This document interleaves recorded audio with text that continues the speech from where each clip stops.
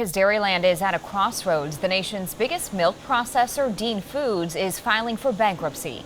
The company's sales are declining. It blames a decades-long drop in milk consumption. Dean Foods makes some of the country's most recognizable milk and dairy products like Dean's Dairy Pure and Land O'Lakes. The company employs about 16,000 people and runs 60 processing facilities. Dozens of Wisconsin farmers sell their milk to Dean's De Pere plant in Brown County and its two plants just south of the Illinois border. As the company faces an uncertain future, Michelle Alfini explains how this could impact our local farmers.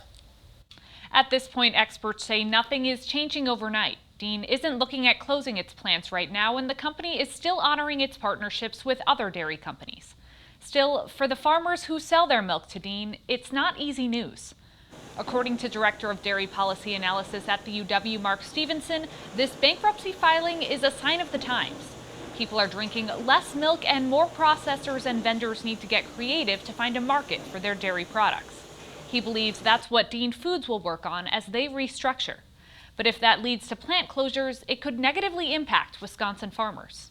If that happens, then milk will still be sold, but it will have to go to another plant further away, and those farms would be paying more for transportation costs to get that milk from their farm to the plants.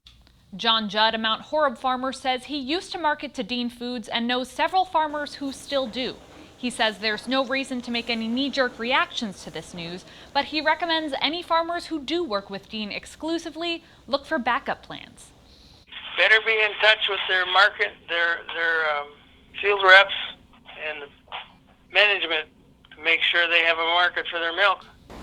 As for the news itself, Judd says he's not surprised either.